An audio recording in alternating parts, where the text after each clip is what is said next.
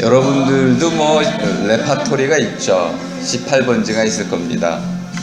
우리 권진원 누님의 이 웃는 표정만 봐도 행복해지곤 하죠. 산다는 게 지난주 강의 핵심이었는데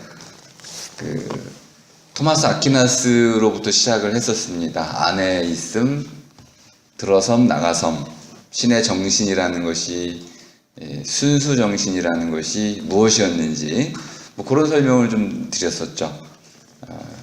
정신의 본래 기능은 생각하는 것이었고, 물질이라고 하는 것의 본래 속성은 공간적 크기를 갖는 것이라고 이미 토마스 아퀴나스가 규정을 했습니다. 그것을 데카르트가 이어받아서 근대적 정신으로 포장을 했지만 실제로 바뀐 건 없었고, 실제 근대 정신을 대표했던 것은 관찰과 수학이라고 말씀을 드렸습니다.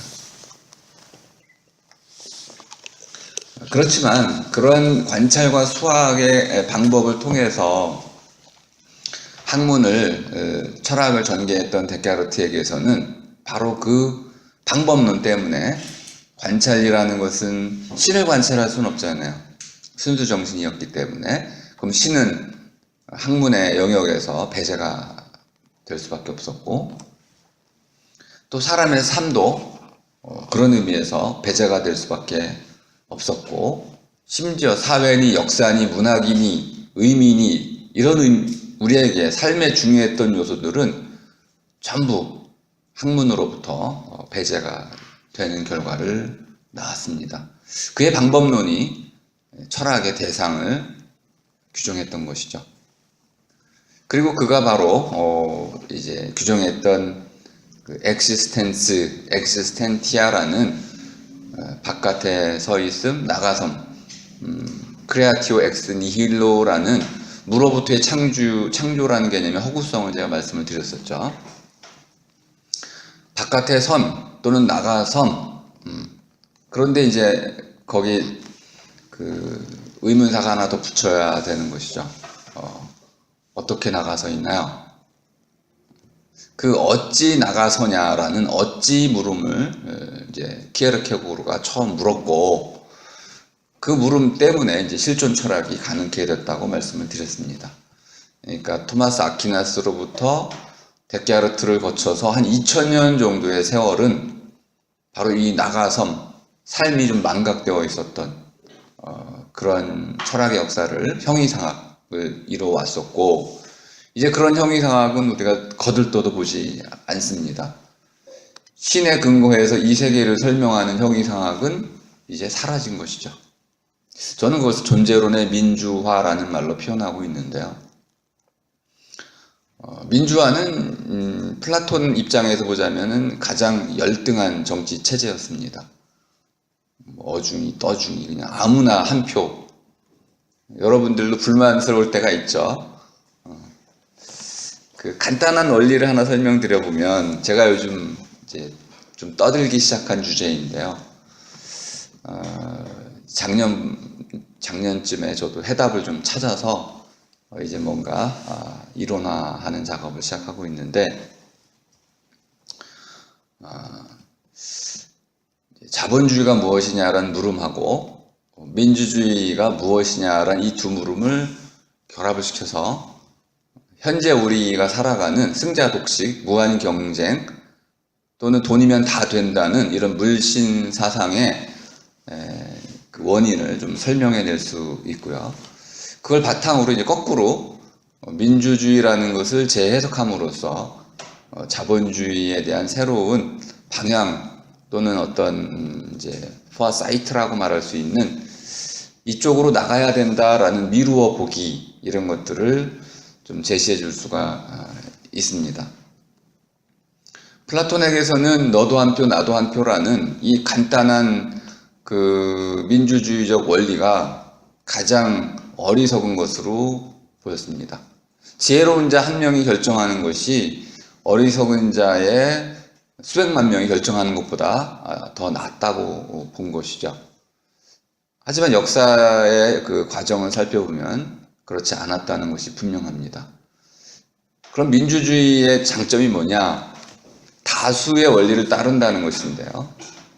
현재 우리가 갖고 있는 민주주의는 함정이 있습니다. 이걸 잠깐 설명하고 이제 키에르케고르를 조금 더 설명하고 하이데거로 넘어가겠습니다. 다수의 의미를 어떻게 이해해야 되냐면 현재 우리는 대통령을 어떻게 뽑냐면 투표자 가운데 다수의 득표를 얻은 자가 대통령이 됩니다. 마치 다수의 원리가 구현이 되고 있는 것처럼은 보이는데 대통령 선거 때 보통 그 투표율이 70%를 넘지 않습니다. 그럼 이미 30%는 빠져나갔네요. 그리고 그 중에 한 절반 정도를 받아가니까 실질적으로는 유권자라는 관점에서 보자면은 다수는 선출된 대통령을 사실은 뽑지 않은 겁니다. 다수가 뽑지 않은 사람이 이런 투표 전략에 의해서, 투표 제도에 의해서 다수의 이름으로 대통령이 되는 민주주의 원리가 크게 왜곡된 셈이죠. 이런 건 뭐 현실 정치라고 해야 됩니까? 그런데 프랑스라든지 호주 이런 데는 투표율이 뭐 강제하고 있죠. 법으로 강제합니다. 그러면은 98% 투표율이 나옵니다. 그리고 이것은 한편으로 민주주의를 채택했을 때는 다수 득표자가 대통령이 될 수 있도록 해야 되죠. 그럼 우리도 그 방법 하나만 이제 고려하면 됩니다. 뭐 투표를 의무화하는 것이죠. 어쨌든 제 생각엔 다수의 국민의 표를 얻어야 되기 때문에 다수를 위한 정치를 할 수밖에 없다. 아마 정치가 깨끗해지고 좀 더 나은 형태로 발전할 거라고 봅니다.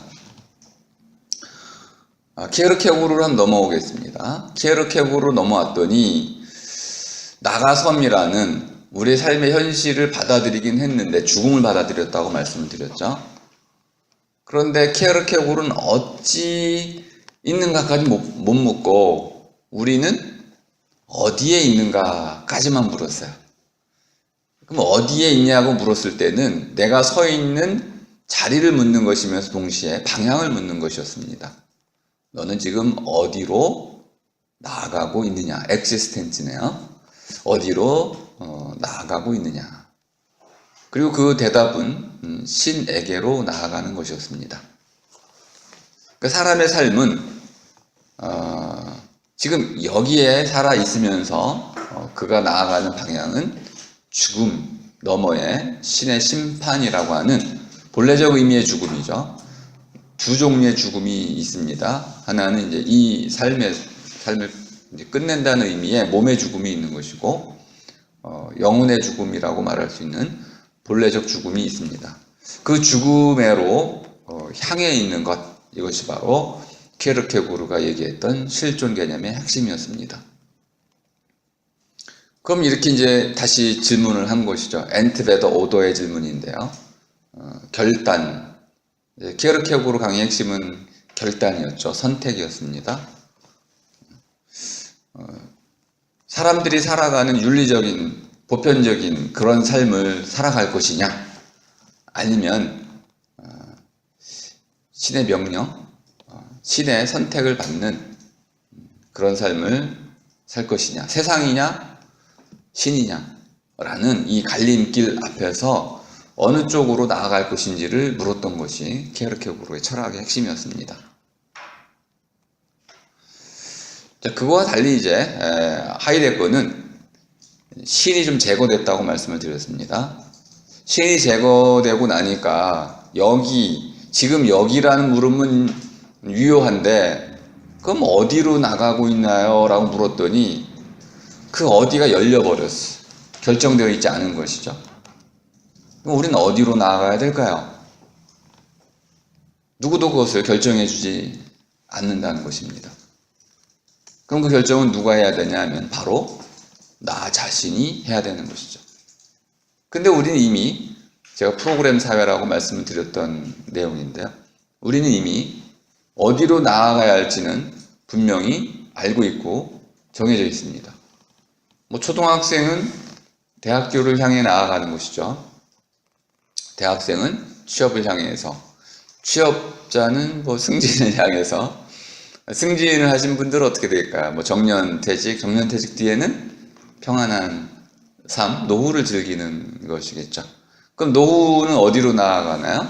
결국 죽음으로 나아가겠네요. 어쨌든 우리는 죽음이라는 제가 이제 end라는 말 대신에 피날레라는 말을 좀 더 선호한다고 말씀을 드렸잖아요. end는 그냥 끝나는 거죠. 어떤 게 진행되다가 더 이상 진행을 멈춘 상태, 마지막 자리를 end라고 한다면, 끝이라고 한다면, 피날레는 좀 완전히 달랐습니다. finis. 어떤 목표 지점이 있었어요. 100m 달리기 하면은 피니시 라인이 있는 것이죠. 그걸 지나갔어요. 그러면 이제 완성 또는 완결로서의 죽음 개념이 있습니다. 두 종류의 죽음 개념이 있는 것이네요. 그냥 살아나가다가 더 이상 살아나갈 수 없게 된 마지막 끝이라는 의미의 죽음이 있고 끝장 나버리는 것이고, 두 번째는 어떤 삶의 목표를 향해 이루어 나가는 것이죠. 유학에서는 그것을 고종명이라고 했습니다. 종, 마무리죠. 완성의 종을 땅땡땡 치는 거죠. 자, 제가 끝냈습니다. 바둑 한 판 다 뒀네요. 이게 이제 유학에서 말하는 그릇, 군자, 불기라고 말할 때, 군자라는 것이 그릇이 없다 이렇게 얘기할 때 완성을 향해 나아가는 것입니다. 어떤 사람은 그릇을 빚기도 전에, 모양을 갖추기도 전에 끝내는 수도 있고요. 뭐 둘 다 끝내고 완성한다는 면에서는 끝이든 뭐 엔드든 피날레든 뭐 동전의 양면처럼 보이는데, 큰 차이가 바로 목표가 있느냐 없느냐입니다. 사람다움, 이것을 이룰 수 있다라는 관점에서 삶을 설계하면 죽음이 완성입니다. 사람다우면 이미 완성된 사람인 것이죠. 하지만 이제 엔드로 이해하면, 끝으로 이해하면 거기에는 완성이라는 개념은 없습니다. 시간적 흐름으로 이해가 되는 것이죠. 하이데거에게서도 이런 완성으로서의 죽음 개념은 없습니다. 저는 이 완성으로서의 죽음 개념이 반드시 필요하다고 봅니다. 그것이 뭐 꼭 목표일 필요는 없지만은 적어도 우리에게는 그때그때마다 이루고자 하는 어떤 과업들이 있죠. 학생이라면 뭐 올 A프를 받는다, 이런 것이 과제입니다. 이룰 수도 있고 이루지 못할 수도 있습니다.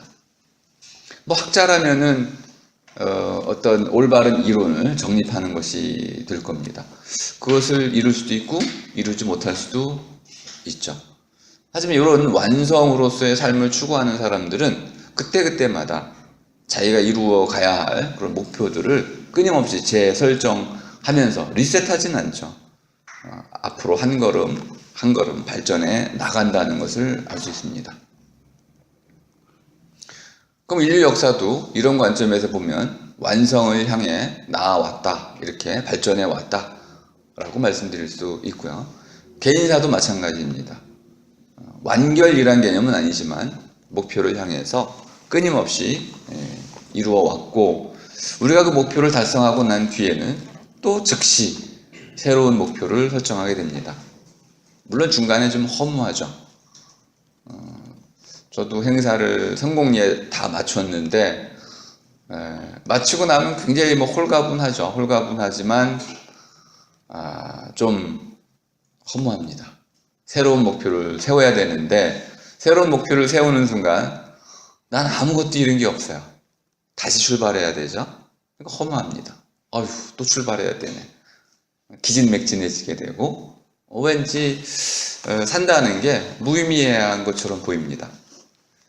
바로 이루기 직전까지는 삶이 충만한데 다 이루고 나면 그걸로 끝나는 것이 아니기 때문에 또 새로운 목표를 설정해야 되고, 그러면 텅 비어 있어서 또 출발해야 되고, 마치 모래성 같기도 하고 시시포스 신화 같기도 합니다. 이러니 인생이 가끔은 허무하고 가끔은 충만하고 뭐 이렇게 되네요.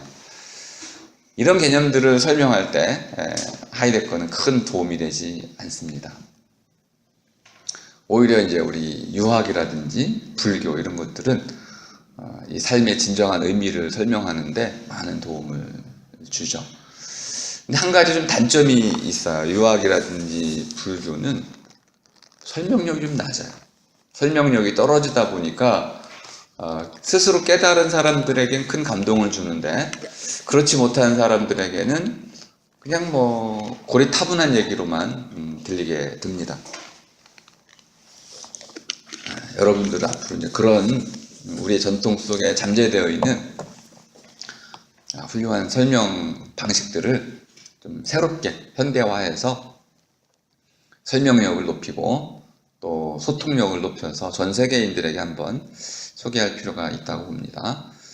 하이데거는 우리에게는 그래도 서양 철학자 가운데 가장 쉽게 이해가 되는 그런 철학자입니다. 물론 여러분들이 반대하시겠죠. 선생님 하이데거 책 엄청 어렵던데요. 네, 뭐 어려울 수는 있는데 그건 쓰인 글이 어렵다는 것이고요. 내용은 그렇지 않습니다. 자, 이 한마디를 이해하시면 거의 다 이해하게 되는데요. 거기로 나가서 있다. 이게 뭐 하이데거 핵심 개념인 다자인이라는 건 아실 겁니다. 다자인, 현존재라고 번역이 되어 있는데 현이라는 것은 이제 현자이기도 하고 나타날 현자이기도 합니다. 존재라는 표현은 제가 뭐 첫 시간부터 많은 비판을 했었고 그 비판을 통해 가지고 이제 뭐 있다 또는 이다 요 둘을 합친 호시옷 있다로 쓰는 것이 좋겠다. 물론 이제 우리 언어 그 관행에는 전혀 맞지 않습니다. 여러분들은 이 세 가지를 다 이해하시면 좋겠어요. 있다, 이다, 그다음에 호시옷 있다. 그리고 뭐 요걸 학문 하시는 분들은 주로 존재라는 말로 이렇게 뭉뚱그려서 쓰고 있다.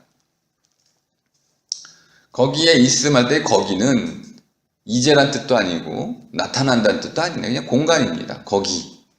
독일어로는 보라우힌이라고 말씀드렸죠. 그쪽으로. 그쪽이 어딘가요? 우리가 나아가는 방향인데 나아갈 때 어디로 가나요? 글쎄요. 정해져 있지 않아요. 근데 나가려고 하는 순간 우리는 방향을 정해야 됩니다. 걸음을 걸으려고 하는 순간 왼발인지 오른발인지 앞쪽인지 뒤쪽인지 어딘지 방향을 정하지 않고는 갈 수가 없는 거죠. 여러분이 갈림길에 딱 서가지고 어느 쪽 길로 갈 것인지 어느 쪽인지 그쪽인지 이쪽인지 저쪽인지 결단하지 못하면 어떻게 됩니까? 그냥 가만히 고민하게 되죠. 고민이라는 것은 사실 길이 갈라져 있는데 선택하지 못하고 있는 상황을 말하는 겁니다. 그리고 이 어느 쪽도 포기할 수 없을 때, 우린 고통이 따릅니다. 뭐 흔히 이제 연애할 때 그런 문제가 생기죠. 엄마냐, 뭐 애인이냐 이럴 때 이제 엄마가 애인을 반대하고 그러면은 이게 참 어려운 문제거든요. 그러면은 엄마를 선택할 수도 없고 그렇다고 애인을 선택하기도 어렵고 이런 갈림길 상황에 놓이면 한쪽을 선택할 수가 없어서 그냥 머물러 서 있게 되고 그러니까 그걸 이제 사르트르는 유예라고 표현했습니다. 밀어두기. 내일 선택하는 거죠. 또 내일 선택하고 사실 우연에 맡기는 겁니다. 운명에 맡기는 태도인데 이것도 하나의 선택 방식이에요. 내가 결정하기 힘들면 하늘의 뜻에 맡기는 거죠.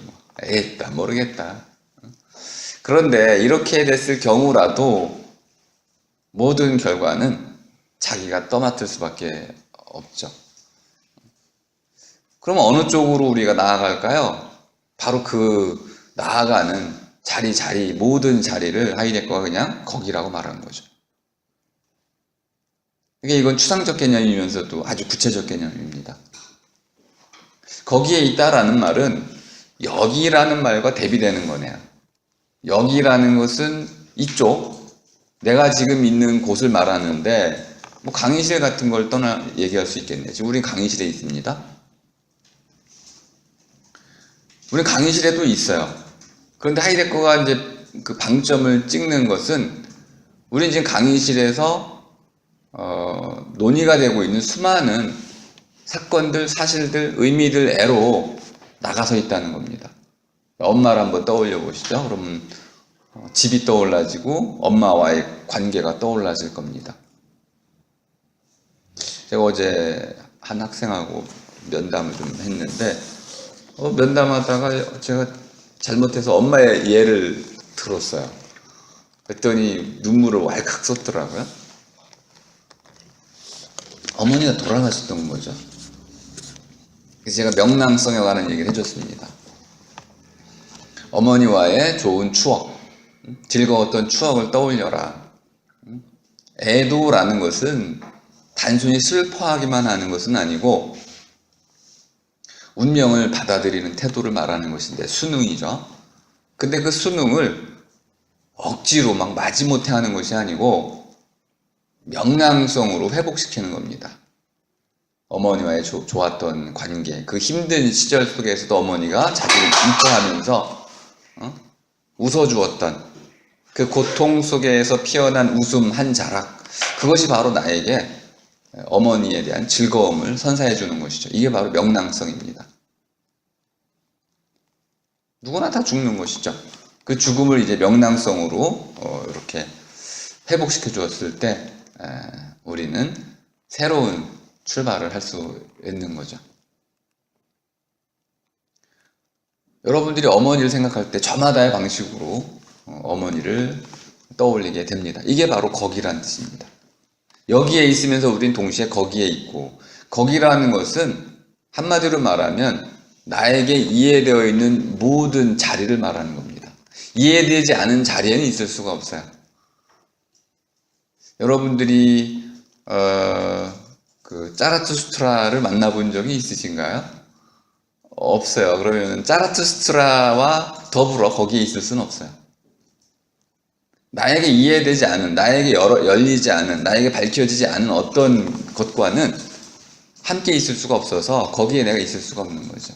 아무리 누군가가 짜라투스트라는 뭐 어떻게 됐다 이렇게 얘기를 해줘도 나는 거기에 머물러 있을 수가 없습니다.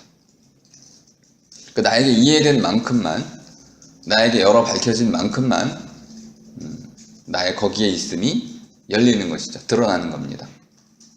그 사람마다 다 다를 수밖에 없네요. 그럼 이제 하이데거 철학에서 이런 거기에 있음을 밝혀내려면 사람의 삶의 방식이 바로 거기에 있다는 거 아니에요. 사람의 본질이 말할 줄 아는 데 있는 것도 아니고 소비하는 데 있는 것도 아니고 노동하는 데 있는 거, 문화 뭐 이런 것도 아니고, 이제 하이데거의 사람에 대한 정의는 그냥 거기에 있다는 거예요. 마치 싸구려 정의처럼 보입니다. 거기에 있다는 건 사물에나 쓰는 거 아닌가요? 엄마, 내 물병 어디 있어? 그럼 엄마가 뭐래요? 야, 거기 있잖아. 사람에겐 그렇게 안 쓰잖아요. 우리는 사람에겐 뭐라고 써요? 아버지 어디 계세요? 그러면 아버지 거기 계시잖아. 있잖아 라고 잘 안 쓰죠, 그죠? 그러니까 우리는 사람에 대해서 존대어를 쓰다 보니까 우리말로는 거기에 있다 그러면은 이게 사람의 경우나 또는 이제 좀 사람 경우도 좀 존대를 해야 할 분들은 빠져나가는 느낌이 있습니다. 우리말로 철학해야 할 필요성도 거기에 있는 건데요. 하이데거는 이런 존대어가 없었기 때문에 거기에는 사람, 또 도구라는 것은 사람이 만들어낸 모든 것으로 이해하시면 되겠어요. 그리고 자연물, 우주까지도 포함이 됩니다. 두 번째 물음은 이런 거였어요. 거기에 있는데 이제 왜 거기에 있나요? 여기에 있지 않고 나가성을 포기하지 않고, 제가 좀 어려운 논의를 좀 했었죠. 왜 자살하지 않고 살고 있느냐? 왜 나가서 있고자 하느냐라는 물음을 던졌고, 이 물음은 아주 근원적인 것이어서 이제 하이데거 정도 되면 이제 풀 수 있을까? 여러분 왜 살죠? 그러면은 대충 우리의 대답은 그냥 살지요입니다. 삶이 주어져 있으니까 우리 할머니 대답으로 치자면은 안 죽어서 못 죽어서 사는 거죠. 그 삶의 이유를 찾지 못하는 거예요. 왜 하루하루를 이렇게 즐겁게 의미 있게 살아가는지 우리가 설명하기가 쉽지가 않습니다.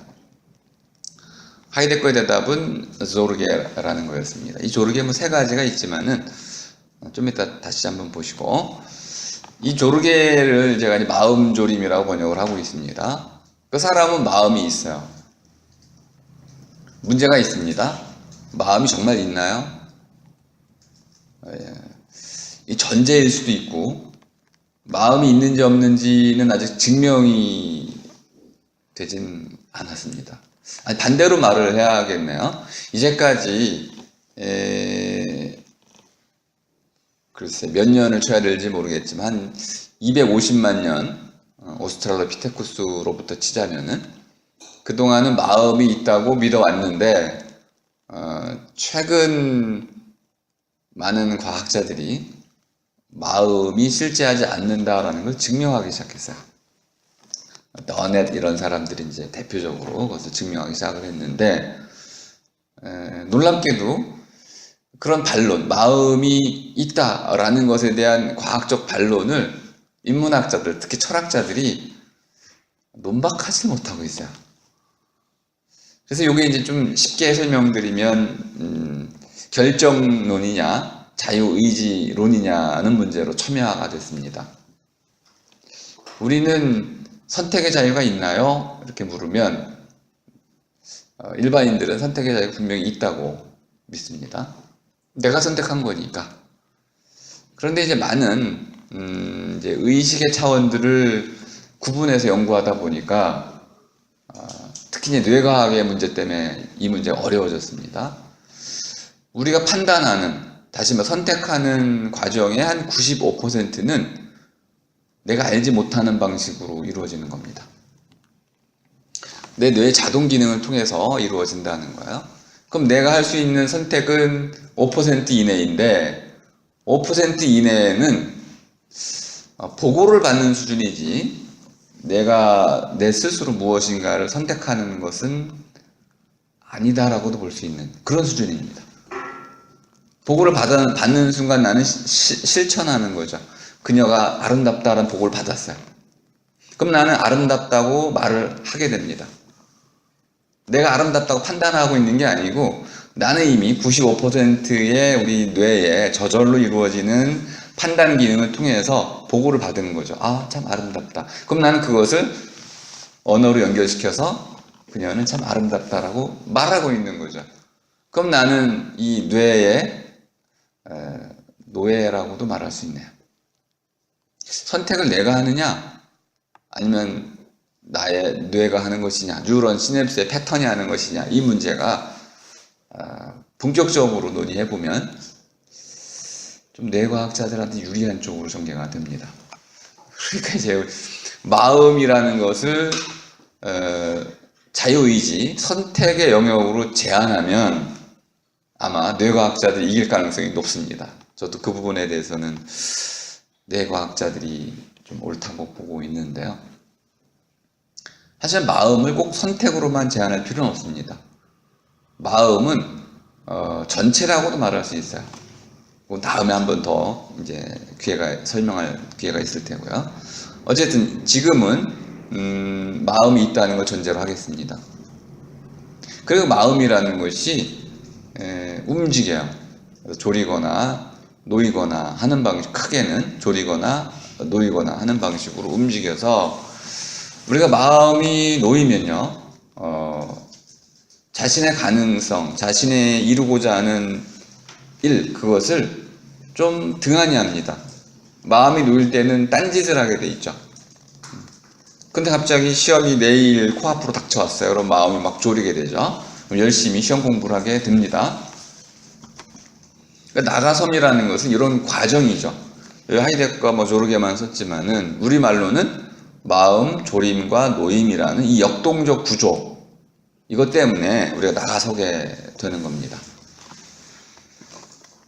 그리고 이제 나가섬에 이제 세 가지 또 요소를 이제 두고 있는데 죽음, 양심, 빛 이렇게 좀 이따 설명 다시 드리겠습니다.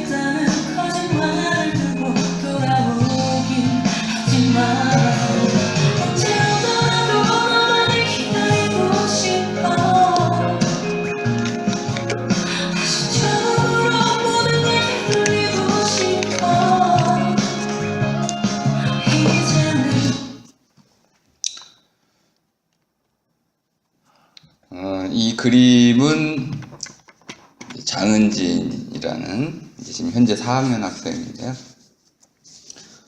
그래서 그려주신 겁니다. 마음조림이라는 설명을 듣고 이 그림을 보면 특히 이제 원본들이 있어요. 요거는 독특한 방식으로 그려진 것인데 각각의 이야기들이 있는 한 장면입니다. 각각의 이야기들이 있습니다. 물, 남자, 여자, 그다음에 건물, 저마다의 이야기들이 따로따로 있는 것들을 하나의 그림 속에다가 마치 무채색으로 그려 넣은 것이죠. 이 얘기를 하려면 한참 또 걸리는데 우리는 어디로 나가서 있나요? 라고 말할 때 저마다가 살아가는 세계 속으로 나가서 있습니다. 세계 속으로 나가서 있는 거죠. 우리가 이제 마음을 쏟는 일, 거기로 나가 있고요. 지금 여러분이 고민이 있다면 이 강의가 사실은 한쪽 귀로 듣고 한쪽 귀로 흘려 나갈 겁니다. 마음을 쏟는 일, 마음을 두고 있는 일, 마음 졸이는 일, 그리로 우리 마음이 온통 쏠려 있죠. 나가 있습니다. 그걸 자기의 세계라고 일단 표현해 보겠습니다. 자, 이 X라는 말은 뭐 여러분 잘 아시겠지만 ex wife 그러면은 이혼한 전 부인을 얘기하는 거죠.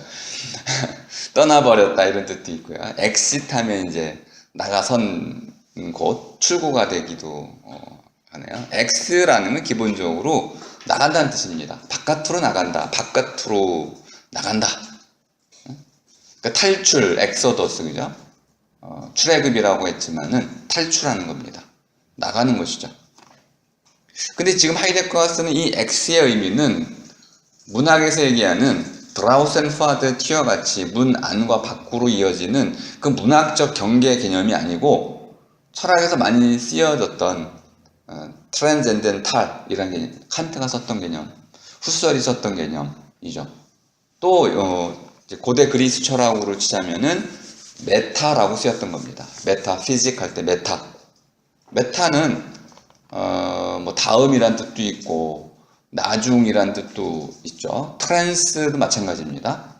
근데 이 메타나 트랜스나 포스트나 엑스라는 말 속에는 공통적으로 넘어간다라는 초월의 뜻이 있습니다. 산 너머 무엇이 있나요? 남풍이 있네요. 그러니까 남풍이 불어옵니다. 산 너머 저 멀리 남풍이 있어요. 남풍이 거기서 불어오네요. 이 경계, 어떤 우리가 살아가는 세계 저 넘어 그곳으로 나아가는 것, 넘어가는 것, 이것을 X라고 말할 수 있습니다. 그런데 이 넘어라는 의미의 이 X는 죽음과 같은 것에 의해서 근본적으로는 한계 지어져 있습니다. 제가 이제 가장 인상 깊었던 산은, 뭐 저도 산을 엄청 좋아해서 산을 거의 다 돌아다녔는데, 아마 어떤 사건하고 결합이 됐을 때 그 산이 아주 새롭게 다가오는 것 같습니다. 대둔산이라는 곳에 높지도 않은 산인데 친구들하고 같이 올라갔습니다. 좀 여름이어서 더웠었어요. 이거 뭐 몇 번 다녔던 산이니까 큰 기대 없이 막 올라갔는데 그날은 마침 비가 온 뒤라 시야가 굉장히 맑았습니다. 근데 이렇게 이제 녹음이 우거지고 그래서 시야가 막혀 있다가 정상에 딱 올라간 순간 시야가 뻥 뚫렸는데 저 끝 지역으로 여기 이제 허라이즌이라고 돼 있죠. 독일어 호리존트. 이제 지평이라고 해요. 땅이 평평하게 보이는 하늘과 땅이 맞닿는 자리가 이제 호리존트입니다. 하늘과 땅, 바다와 하늘이 맞닿은 자리. 이게 둥글게 보이잖아요, 이렇게. 그죠? 그런 경험이 한국에서 많지 않습니다. 근데 마침 그날은 저 멀리 호수, 도시, 야트막한 산들 이것이 뺑 둘러가지고는 하나의 그 지평선을 이루는 멋진 장관을 볼 수 있었습니다. 그 뒤부터 제가 이제 호리존트라는 말을 아주 좋아하게 됐는데요. 아, 그렇구나. 내가 볼 수 있는 그 바깥이 더 있지만은 난 넘어가고 있습니다. 하지만 나의 이제 유한성인 거죠. 여러분 달 크기 얼마나게 보이나요? 손바닥만하게 보이잖아요. 달 크기가. 우리 눈이 불완전해서 그런 것이죠. 만약 우리 눈이 실제로 완전하다고 한다면은 달은 상상도 할 수 없는 크기로 우리에게 보일 겁니다. 바로 이 유한성의 문제를 가장 적극적으로 제기했던 철학자가 하이데거입니다. 유한이라는 것은 끝이 있다는 것이죠. 삶에도 끝이 있는 건 누구나 알고 있지만은 삶에만 끝이 있는 게 아니고 이해 능력에도 끝이 있고 심지어 우리 기분에도 끝이 있고 또 말에도 끝이 있고 우리 여러분들은 말을 시작하면 아마 평생 가능하다면 평생 쉬지 않고 말할 수 있을 겁니다. 말하는 데는 끝이 없어요. 근데 말 자체에는 끝이 있습니다. 왜 그럴까요? 이게 좀 어려운 문제인데 일단 삶의 끝이 있는지 없는지에 대해서 좀 열려 있습니다. 죽음 이후에 그것이 과연 또 다른 삶으로 이어지는지 아닌지에 대해서는 아직 확답을 할 수는 없는데 21세기 지식인들은 죽음 뒤에 어떤 이제 우리가 흔히 말하는 육체 이탈과 같은 그러한 개념들을 받아들이는 분들도 있지만은 대개는 죽음이 삶의 끝으로 이해를 하고 있을 겁니다. 그러니까 끝이 분명히 있다고 말할 수 있죠. 또 하나는 기분에 관한 문제인데 기분과 감정. 사랑의 감정에 끝이 있을까요? 당연히 이미 여러분 다 아시잖아요. 사랑의 감정에 끝이 있습니다. 영원한 사랑이라는 것은 그냥 이념에 불과한 것이죠. 영원한 사랑은 바뀌는 사랑일 겁니다. 처음엔 감정적으로 로미오와 줄리엣처럼 들끓었다가 뜨거웠다가 식어서 그 다음에 이제 의리 관계로 또는 좀 더 성숙한 관계로 또는 이제 결합의 방식으로 신체적 결합 넘어서는 정신적이고 삶의 결합 하나의 그 어떤 공동체 코인원을 이룬다는 그런 의미의 결합체로 발전해 가는 것이지 처음에 그 상태 그대로 뜨거운 이제 사랑의 감정이 영원할 것이다 라고 믿는 사람은 아무도 없을 겁니다. 사실 불가능하고요. 그리고 내가 지금 사랑한다고 해도 가끔은 좀 외롭고 사랑한다고 늘 충만한가요? 외롭고 또 시험에 떨어지면 절망하게 되고 다른 모든 감정들이 뒤섞여 있습니다. 감정은 그때그때마다 바뀌는 것이죠. 흘러가기도 합니다. 감정도 끝이 있네요. 물론 삶이 끝이 있다면 감정이니 이성이니 모든 게 다 끝이 있습니다. 그리고 우리 이해 능력에도 끝이 있습니다. 근데 이해란 말은 조금 우리가 설명이 좀 필요한 말입니다. 이해라고 말할 때 우리가 이제 understanding이란 말을 쓰기도 하는데요. 어떤 분이 뭐 어디 아래에 선다 이렇게 설명하시는 걸 들어봤는데, 상대방 아래에 선다는 복종한다는 건가요? 그 사람 입장이 되어 본다는 건가요? 그 엉터리 설명들을 진지하게 하시던데, 그런 뜻들은 아닙니다. 언더의 그 언더라는 것은 보편적 진리를 말하는 겁니다. 구체적인 것들이 있는데 뭐 이렇게 묻죠. 우리가 이게 뭐죠? 그러면은 슬라이드요 이렇게 대답을 해주죠. 그럼 슬라이드는 또 뭐죠? 무엇인가 글자를 비추는 막입니다. 비춘막이네요. 그럼 비춘막은 뭐 하는 거죠? 네, 이런 것들 빛을 이제 받아가지고 그 안에 있는 내용을 우리에게 드러내 보여주는 겁니다. 이렇게 좀 더 보편적인 형태로 설명해 주었을 때 그 보편적인 것 아래에 놓이면 아하 그렇구나 라는 것을 우리가 알게 되는 거죠. 그런 의미 언더스탠딩입니다. 무슨 사람 밑에 뭐 들어가서 복종하고 순종하고 이런 엉터리 설명들을 하시는 건 좀 자제를 하시고, 우리말 이해라는 것은 이제 이치를 풀어낸다는 뜻이네요. 그럼 이렇게 설명할 수 있습니다. 해가 왜 뜨죠? 그러면은 그걸 모르는 바보는 없는데 다 알고 있죠. 근데 왜 뜨는지를 설명해 보라고 그러면 좀 난감하긴 합니다. 해가 뜨니까 뜨는 것이 왜 뜨는지 왜 물을까? 그 왜라는 것은 정말 유래를 묻는 것이고 원인을 묻는 것이고 근원을 묻는 것이죠. 뭐 이렇게도 말할 수 있습니다. 언제부터 해가 떴죠? 그럼 내가 알 수는 없네. 그냥? 그러니까 그 언제부터인지를 알려면은 우주의 나이 이런 것들을 정확히 계산할 수 있어야 되고 빅뱅 이론을 끌고 들어와야 되고요. 엄청난 이론적인 설명을 통해서 아하 지구가 생겨나고 해와 달이 서로 공전하면서 또 자전하면서 또 지구의 자전축 기울기가 뭐 이렇게 23.5도 기울어져 있고 그래서 해가 뜨는 거네요. 이렇게 얘기할 수 있습니다.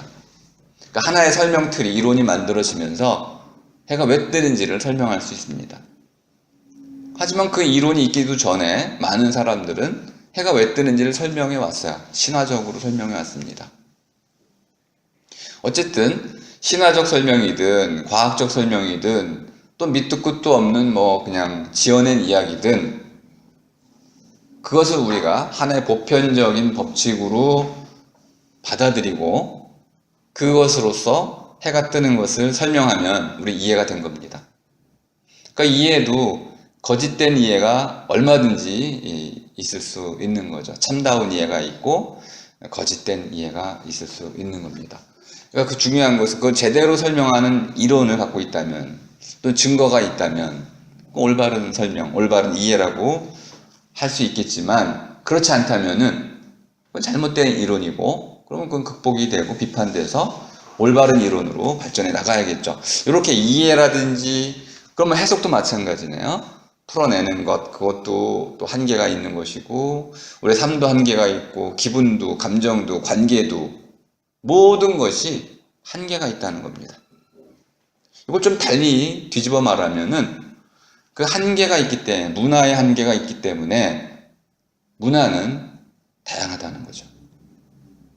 그 다양성, 세계의 다양성은 달리 얘기하면은 세계마다 고유한 중심이 있다는 겁니다. 이런 걸 우리가 다원성, 다원주의, 그 근원이 여럿이다라는 거죠.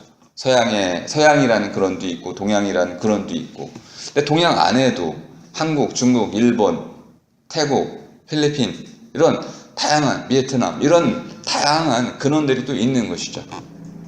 동양이라고 해서 아시아라고 해서 절대 똑같을 수가 없는 거죠.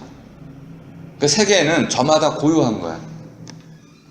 근데 심지어는 우리가 이제 엑시스텐츠 나가섬을 세계 속으로 나가는 거니까 나가는 자는 나니까 사람마다 세계가 달라.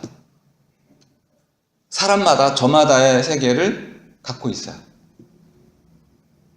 여기 이제 하이데거의 핵심적인 통찰입니다. 이 유한성을 강조하면서 결국 나가섬이라는 전통적인 개념을 끌고 들어왔지만 그 나가섬의 방향이 바로 세계이고 이 세계가 유한하기 때문에 다원주의, 다원성 또는 고유성 이런 것들이 존중돼야 한다고 말을 하고 있는 거죠. 자, 그런데 요거를 이제 다시 이렇게도 설명할 수 있습니다. 우리가 세계 속으로 나가서면 어떤 일이 벌어질까요? 세계 속에 나가선다는 말의 의미는 세계 속으로 들어선다는 것입니다. 요걸 이제 한마디로 상황이라고 말할 수 있는데요. 상황하면 떠오르는 철학자가 한 명 있죠. 야스퍼스가 있습니다. 한계 상황. 한계 상황. 상황이라는 게 시츄에이션이라는 게 우리말로는 좀 어렵습니다. 상이라는 것은 어떤 상태를 나타내는 거죠. 상태라는 것은 서로 다른 것들이 한데 짜여가지고 구체적인 모습을 이룬 겁니다. 상이라는 거니까 모습이라는 뜻이네. 모습은 모습인데 단순히 어떤 한 사물의 외양을 나타내는 게 아니고 서로 다른 사물들이 함께 모여가지고 나타낸 관계를 나타내는 관계. 상이라는 건 그러니까 사물들 사이의 정적인 관계를 나타내는 개념입니다. 반면에 황이라는 것은 정황의 의미인데 정이라는 건 우리 마음, 속마음 이런 것이죠. 속마음이 계속 흘러갑니다. 그 상황이라는 것은 그러한 관계의 흐름 또는 흘러가는 관계 속에 우리가 놓여 있는 것이죠. 영어로 시츄에이션은 이제 서 있는 자리를 뜻합니다. 그러니까 우리는 어떤 자리에 서 있나요? 밥 먹을 때는 밥 먹는 것이고 이렇게 그때그때마다의 우리가 서 있는 놓이는 자리가 달라지는 것이죠. 바로 우리는 그 자리에 들어서면서 그 자리가 요구하는 방식대로 이해하고 해석하고 말한다는 거죠. 어느 정도 동의가 되시죠? 물론 우리가 그 자리를 또 장악할 수도 있습니다. 우리 흐름터를 제가 지금 이제 열심히 운영을 하고 있는데 성적이 좋지는 않습니다. 우리 학생들이 많이 오진 않는데 많이 올 때는 뭐 어떤 때는 16명도 오다가 어떤 때는 2명 오다가 뭐 들쭉날쭉이에요. 제가 아주 자유롭게 운영을 해서 그렇습니다. 근데 이제 우리 준성 씨가 여자들만 있는 곳에 나타났어요. 남자들요?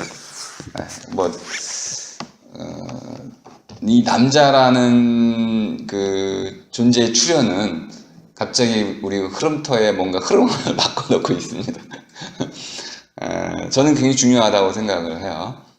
음양의 이치라는 것이 있습니다. 저도 마찬가지거든요. 남자들만 있는 모임에 가서 뭐 재미가 없잖아요.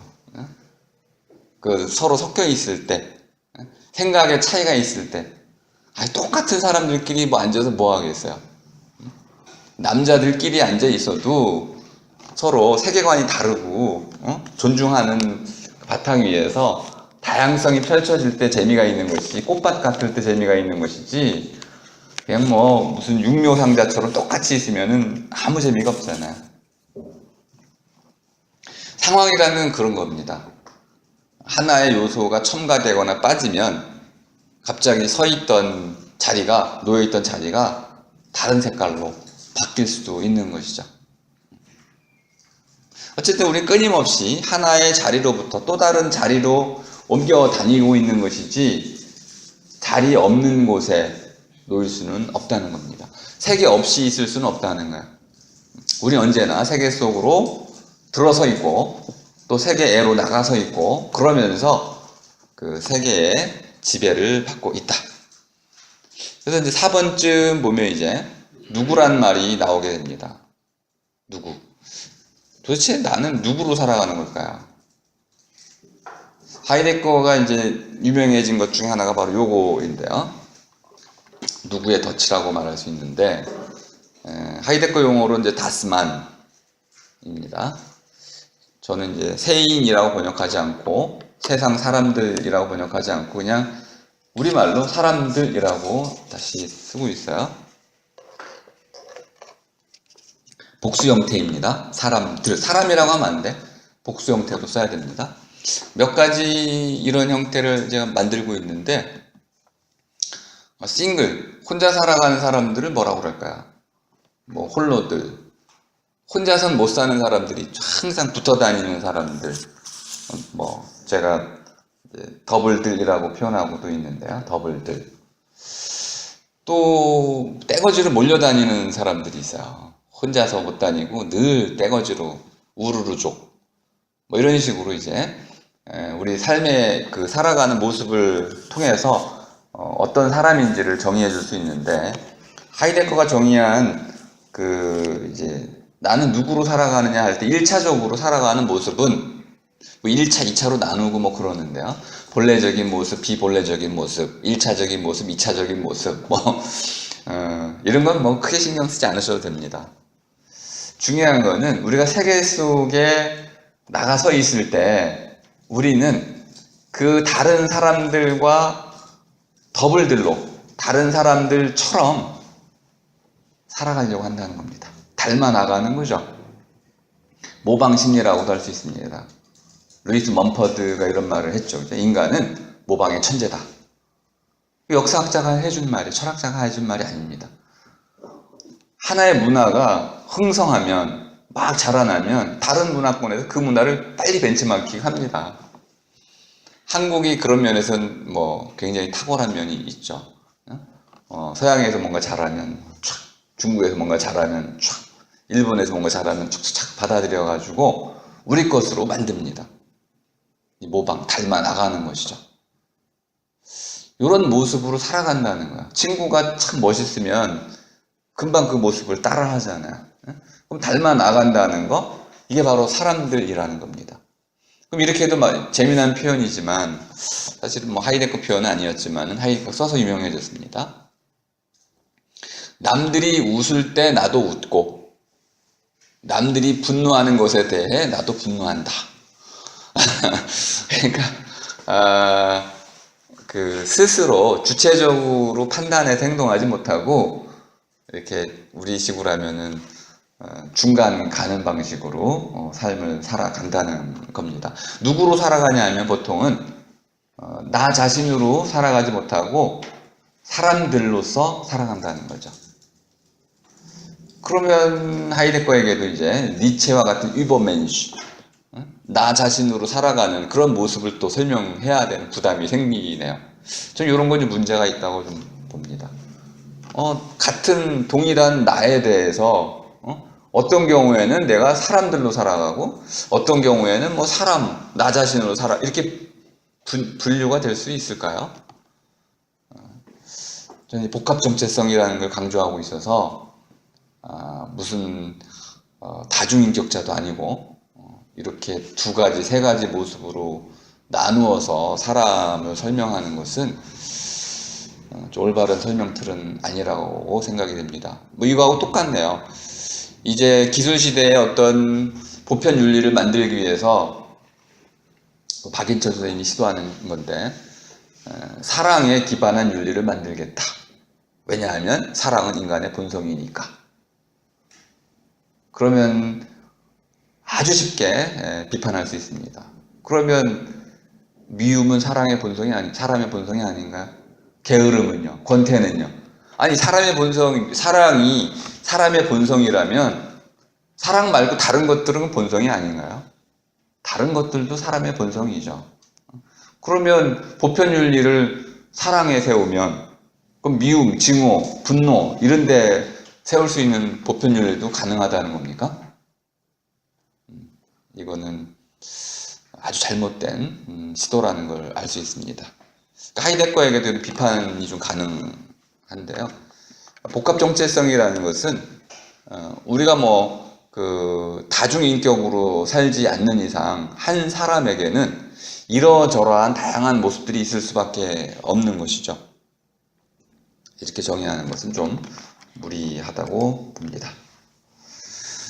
자, 이제 좀 구체적인 몇 가지 말씀을 좀 드리면, 그 나가선다는 것을 쉽게 이해할 수 있는데요. 요건 이제 제가 하이데거를 설명하는 방식입니다.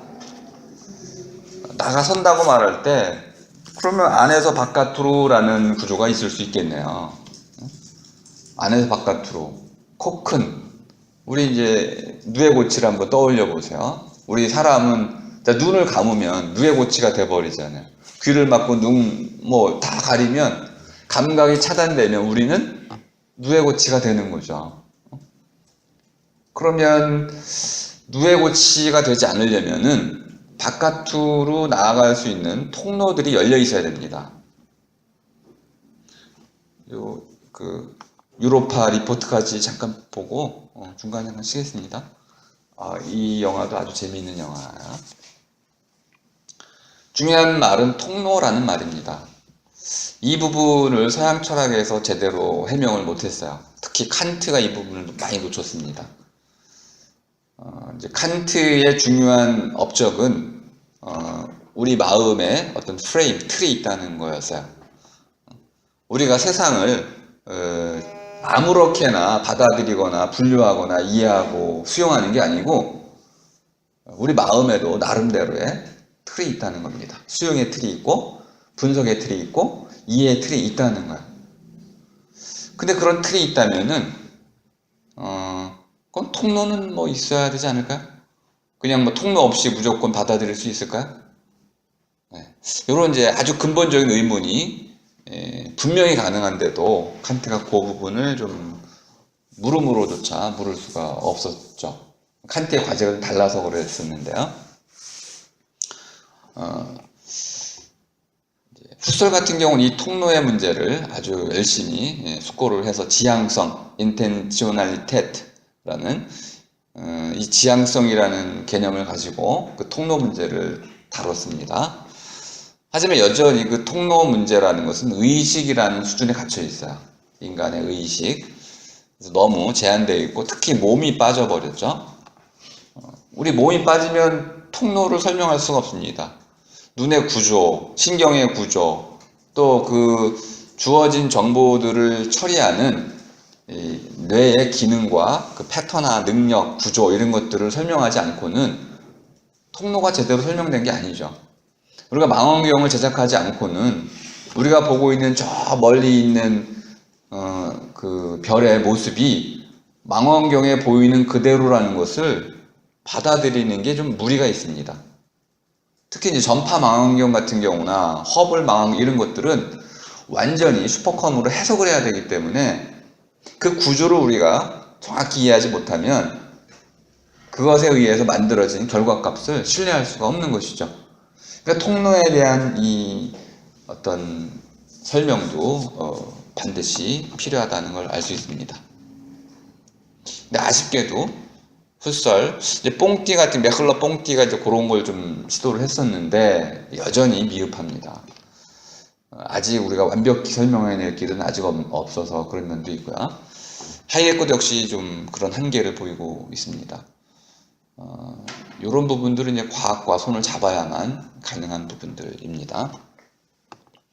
어쨌든 나가섬의 통로라는 것이 있는데 이제 감각 기관으로부터 쭉 설명되어야 될 테고요. 자, 그걸 이제 설명하지 않았으니까 빼고 결과만 가지고 세 개로 이제 말씀을 드리겠습니다. 첫 번째는 이해라는 독일어 이제 피아슈텐. 슈텐은 영어의 스탠드의 의미입니다. 서 있다, 서다. 세아라는 건 이제 메이크의 의미여서요. 서게 만든다 이런 뜻이네요. 영어로는 언더스탠드가 좀 더 적절합니다. 그러니까 페어슈테의 핵심은 뭐냐면 우리말로는 이치를 푼다 이렇게 되지만은 예를 들어서 지금 여러분이 보는 이것은 커피 컵입니다. 이것을 어떤 것으로서 여기는 거죠. 결합하는 거죠. 칸트가 이미 했던 거죠. 칸트가 했던 건 이미 아리스토텔레스가 했던 것이고요. A를 B, C, D, E, F 어떤 것으로 이렇게 묶는 거죠. 이 커피컵으로 묶을 수도 있고 얼마짜리로 묶을 수도 있고 흰 것으로 묶을 수도 있고 이게 범주죠. 그죠? 다양한 방식으로 이 하나 토대티라고 하는 이것을 수많은 것으로 또는 이렇게 해도 묶을 수 있습니다. 볼펜이 아닌 것. 부정적으로 묶을 수도 있죠. 그러니까 하나의 이것을 무한대로 우리가 결합할 수가 있습니다. 이걸 synthesis, 그러니까 종합이라고 우리가 번역을 했지만은 이것과 결합시킬 수 있는 이런 것들을 한데 결합하는 거. 쉽네요, 그죠? 이해라는 것은 그러니까 이것을 어떤 것으로 여기는 거, 풀어내는 거, 묶는 거, 결합하는 거, 판단하는 거, 뭐라고 말해도 상관이 없습니다. A와 B 이 두 개의 마디를 묶는 거죠. 매듭입니다. 그러니까 이해라는 것은 매듭을 만드는 일입니다. 거꾸로 된 매듭도 가능합니다. 세상에서 가장 아름다운 것은 그녀다. 이렇게 말해도 전혀 문제가 없어요. 다만 이제 이 말이 되는지 안 되는지는 우리가 경험을 통해서 검증을 해야 됩니다. 말이 될 수도 있고 안 될 수도 있는 거죠. 예를 들어서 스티븐 핑커가 들었던 예를 한번 말씀드리면 잼은 시카고를 줬다. 시카고가 지명이니까 시카고를 누구한테 주나요? 줄 수가 없네요. 이런 경우는 비록 문장 자체는 아무 문제가 없어 보이지만 시카고라는 도시 이름이 뭐 누군가에게 줄 수 있는 게 아니기 때문에 그 준다는 표현으로는 어색하다, 적절치 않다 이렇게 말한다는 것이죠. 그러니까 생각의 흐름과 말의 흐름이 일치하지는 않는다는 겁니다. 생각은 보다 넓고 모든 것을 뭉뚱그려 잡기 때문에 말보다는 훨씬 넓어서 이런 말의 잘못을 충분히 우리가 바로잡을 수 있다는 겁니다. 그러니까 생각하지 못하는 사람은 말의 잘못을 바로잡을 수가 없는 것이죠. 핑크의 그 언어의 기원인가요? 언어와 사고 그걸 한번 테드 강연을 들어보시면은 뭐 이런 아주 간단한 이야기들이 잘 설명이 되어 있습니다. 그러니까 이해라는 것은 그냥 이것과 저것, 하나의 마디와 다른 마디를 주어와 목적어를 결합하는 것이다. 묶는 것이다. 매듭을 만드는 것이다. 이렇게 이해해 주시면 되겠습니다. 그러면 한번 제가 이건 간단한 질문. 주어가 있고 목적어가 있습니다. 둘 다 뭐 사실은 명사로 이루어지는 경우가 대부분인데 우리 말에서 그 그라운드, 바탕이라고 말할 수 있는 거는 명사일까요? 부사일까요? 형용사일까요? 동사일까요? 이것만 아시면 오늘 아마 뭔가 여러분 사이가 뻥 뚫릴 겁니다. 그러니까 우리는 어떤 바탕 위에다가 이 말들을 쌓아가고 생각을 쌓아갈까요?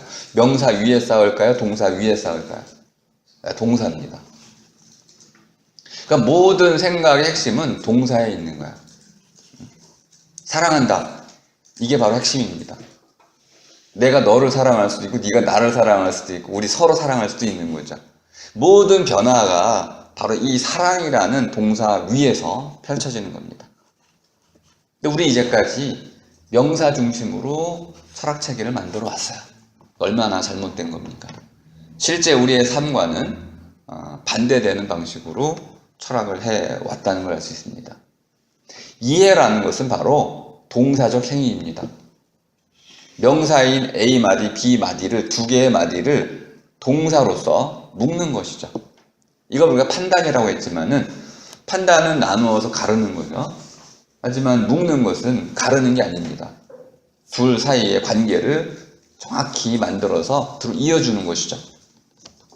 이해라는 것은 하나와 다른 하나를 나란히 서게 해주는 것, 또는 어떤 것을 다른 것 아래에 서게 해주는 것, 또는 A와 B, 하나의 마디와 다른 마디를 한데 묶어주는 것, 묶는 것, 매듭 이렇게 이해하시면 가장 편하겠습니다.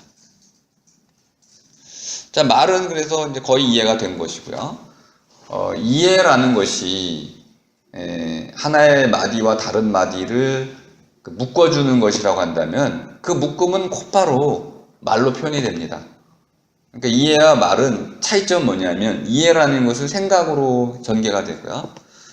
커피라고 말할 때는 그 말에는 냄새 또는 추억 또는 의도, 의미 뭐 등등 엄청나게 많은 요소들이 거기에 이렇게 달라붙어 있죠. 이런 건 생각입니다. 그러니까 생각은 항상 덩어리야. 하지만 말은 그 덩어리를 자릅니다. 날카롭죠. 그리고 가볍습니다. 메말라 버렸어요. 생각은 기름지고 두툼하고 뭔가 어두운 영역들을 담고 있습니다. 뭉텅이죠. 반면에 말은 아주 나뭇잎처럼 바짝 말랐고 또 면도칼처럼 아주 날카로우면서도 마디마디 나뉘어져 있습니다. 섞일 수가 없는 거죠. 나와 너는 말 차원에서는 섞일 수가 없습니다. 이런 건 이제 분절이라고 표현하고 있는데요. 분절. 우리 손가락에도 마디가 있는데 실제 마디는 이어져 있는 부분이 강한 겁니다. 하여튼 여기서 말하려고 하는 것은 이제 마디 나뉘어져 있으면서 하나로 이어져 있다. 이것이 마디 짓기입니다. 움직일 수 있게 만드는 구조이죠. 그러니까 말이라는 것은 움직일 수 있습니다. 물론 방향성은 있죠. 그죠? 방향성은 있지만은 말은 이런 움직임의 방향성을 갖고 나름대로의 분절을 해내는 것이죠. 이런 걸 이제 제 식으로 말음질한다 이렇게 표현합니다. 자, 기분이 이제 좀 여러분이 이해하기 힘드신 내용일 텐데 한자로 보면 기분은 기의 분입니다. 기를 모르시는 분은 없죠. 뭐 기철학, 우리 최한기의 기철학 하면은 아주 유명합니다. 또 이기론, 이기이론론, 이기이원론 해서 조선 성리학 전체가 이기론 가지고 그냥 갈팡질팡 했었죠. 이가 먼저냐, 뭐 이가 뭐 바라니, 기가 타니 어쩌니 해가지고 많은 논란이 있었지만 사실 이런 논란은 그냥 허무 개그와 같은 수준입니다. 아주 불필요한 논란이었고요. 우리 현실과 전혀 관계도 없었습니다. 이론적으로도 쓸데없는 이론이었고요. 제가 아주 혹평을 하고 있는데 기란 그 자체가 뭐 이제 불가능한 이론이라거나 나쁘다는 뜻은 아니고요. 이론의 목적이 전혀 잘못 잡혀져 있었다는 겁니다. 그건 뭐 설명드리기 좀 어렵고 지금은 기라는 것은 여기 보면 이제 땅에서 숨 이런 아지랑이 같은 거 있잖아요. 이런 것들이 이렇게 솟아오르는 모양을 뜻하고 있는 겁니다. 수증기 모양을 뜻하고 있는 것이죠. 그러니까 기라는 것은 순환하는 어떤 에너지를 뜻합니다. 다만 이 기는 눈에 보이는 건 아니에요. 눈에 보이지 않는 것을 좀 형상화를 하고 있는데요. 두 가지 형상화가 있습니다. 마치 어떤 것이 솟구쳐 오른다라는 거하고 그것이 특정한 방향으로 흘러간다죠. 기에는 두 가지 의미가 있는 겁니다. 원기니, 양기니, 정기니, 뭐 제가 조사해 보니까 한 거의 250개 이상의 기 종류가 있었습니다. 근데 이제 제 전공이 원래 기분이에요. 기분의 철학자라고도 제가 스스로를 부르는데, 기분을 이제 전공한 뭐 불안, 뭐 공포 이런 것들을 주로 연구를 했고, 권태, 뭐 후회 이런 거, 체념, 부정적인 것들 많이 하고 행복 이런 것들 많이 했는데 절망. 근데 기라는 것은 동양의 핵심 사상입니다. 서양에서 이제 에네르게이아라고 표현이 됐었는데 이제 에너지의 원인인 거죠. 에르곤 하면 작품이라는 뜻입니다. 에는 그 작품 안에 작동하고 있는 것이라는 뜻이야. 예를 들어서 이 커피 컵이 작품이면 만들어진 결과물이면 여기에 뭐가 작동하고 있나요? 물질, 그죠? 물질이 있어야 될 거 아니에요. 물질의 기능. 다음에 모양도 있어요, 모양, 그죠? 다음에 이걸 만든 사람의 의도 등등 이런 것들이 이 안에 작동하고 있다는 거야. 그렇게 이 하나의 사물이게 해주는 그 요소, 이것을 에네르게이아 또는 에너지라고 표현한 거죠. 어떤 것을 어떤 것이게 해주는 근본적인 힘, 이것이 바로 에너지였습니다. 그게 바로 동양으로 오면 기입니다. 그러니까 기라는 것은 우리말로 뭐 적절히 번역이 안 됩니다. 이거는 제가 아주 그 억지로 번역한다면 숨, 들숨, 날숨, 우리가 쉬는 숨이 바로 에너지입니다. 근데 이 숨은 솟아난다는 의미를 갖고 있고요. 수다, 솟다, 솟아나는 것. 그래서 어떤 솟아나서 어디엔가 머무르는 것이 숨입니다. 그러니까 숨이라는 것은 정태적 개념입니다. 어떤 것이 솟아나서 어딘가에 탁 멈춰서 머물러 있는 상태, 그것이 숨인 거죠. 그 숨을 쉬다 그러면은 멈춰있던 걸 내뱉어서 다시 들어 마시고 하는 방식입니다. 큰 숨이 있고 작은 숨이 있고 아트만, 브라흐만 이런 것이 있는 것이죠. 아트만, 브라흐만도 모두 숨이란 뜻입니다. 그러니까 큰 숨이 있고 작은 숨이 있고 그 모든 사물들은 이런 숨을 갖고 있고요. 그것을 내뱉으면 우주의 숨과 하나가 되는 것이고 들이마시면 내 것이 되는 것이고 그 숨이 바로 우리를 살게 해주는 것이죠. 그 숨은 우리를 살게 해주는 힘을 뜻하는 것이면서 동시에 운동의 원리이기도 합니다. 너무 억지스럽죠, 이런 거는. 또 기라는 이 기사상은 동철에서는 뭐 아주 오래된 전통을 갖고 있기 때문에 이 정도는 그냥 숨 정도로 해석을 해주지만 기라고 보겠습니다. 분이라는 건 나눈다는 뜻입니다. 그러니까 기분이라는 것은 원래 뜻으로 보니까 기의 분한이라는 뜻이더라고요. 그러니까 기가 많고 적고 빠르고 느리고 옅고 두텁고 이런 거 있잖아요. 기의 순환이라는 과정에서 보면은 이제 이 기의 흐름을 나타내는 정도를 표현하는 게 기분입니다. 그러니까 우리가 생각하는 감정적인 변동이라는 의미하고는 조금 다르다는 걸 알 수 있습니다. 그래서 우리 우리 몸의 체질을 가지고 사상의학, 몸의 체질을 가지고 우리 이런 건강을 돌보는 사상의학 입장에서 보자면은 어떤 사람은 기가 넘치고 어떤 사람은 기가 부족하고 그럼 기가 부족하다는 걸 허혈이라고도 설명합니다. 그러니까 이제 기하고 피하고 숨하고 좀 연결되어 있는데 가장 근본적인 건 이제 기라고 보는 입장이어서 오늘날에 이제 우리 그 혈맥을 찾아가지고 기의 실체를 또 증명하고 있기도 합니다. 오늘날은 기가 증명되고 있기도 해요. 이제 사람의 몸속에 있는 기가 있지만은 사람 바깥에도 기가 있어서 기는 이 우주 삼라만상의 근본 이제 물질로 이해를 하셔도 무방합니다.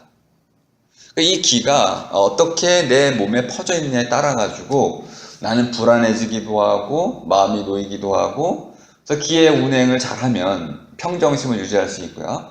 기의 운행을 놓치면 갑자기 공포에 사로잡힐 수도 있다는 거죠.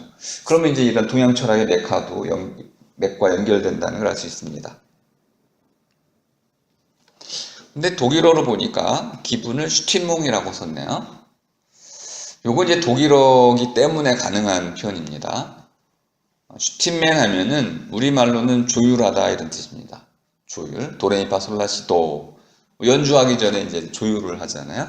우리말로는 다스름이라고 합니다. 다스름, 튜닝하는 거죠.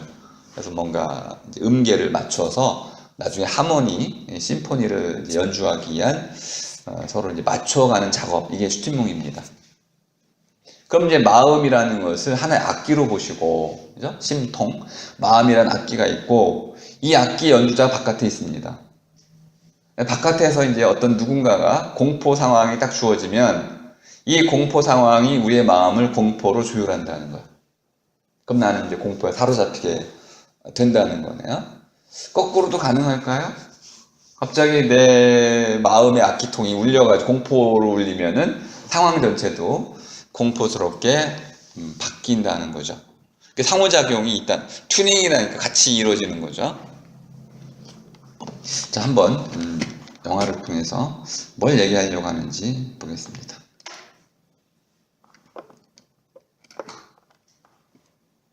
Please listen to me. red lighting. Get him back inside the ship. Where's the lock? I'm coming in. Stop. Don't go in. What? Something on your suit. It's hard to see. Guys, we got a problem. I got hydrogen.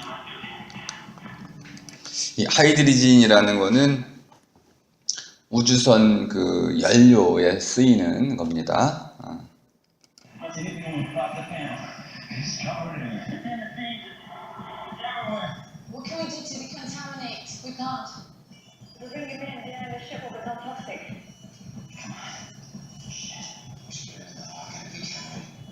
We can't. There'd be too much risk of failure. We gotta figure out a way to get the suit plate. It's not coming out. I'm pulling through. Andre, get in the lock. We need to depressurize your suit now. Then we'll figure out how to get you. Seriously? Come on, man. I got 20 minutes of oxygen. Andre, I'm not doing it. I'll get you out of the suit. What? Into the airlock. You'll be out of the suit in less than 2 minutes. It's survivable. Is that even possible? Get you out of this. I'll fix it. 지금 이제 문제 상황이 한 명은 산소가 부족해가지고 정신을 잃고 있습니다. 한 명은 산소는 충분한데 안으로 들어갈 수 없는 상황이죠. 결단을 해야 됩니다.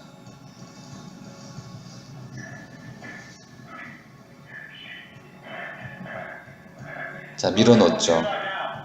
No longer attached to the hull. I said close the lock.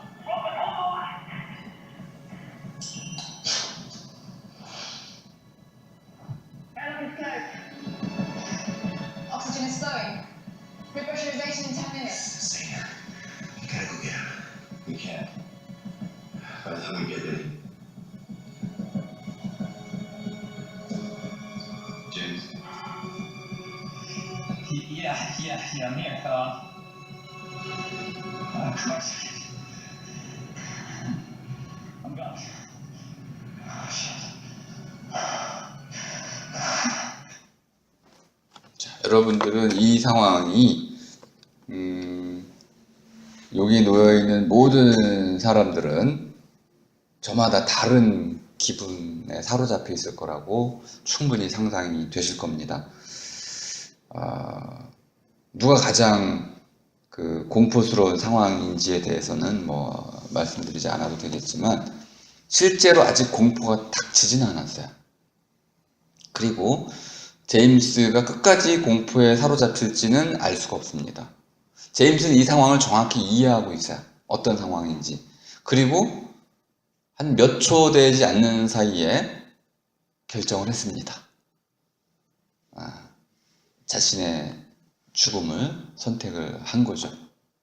결단하고 나면요, 공포는 사라집니다. 여기에 공포 상황은 없어요.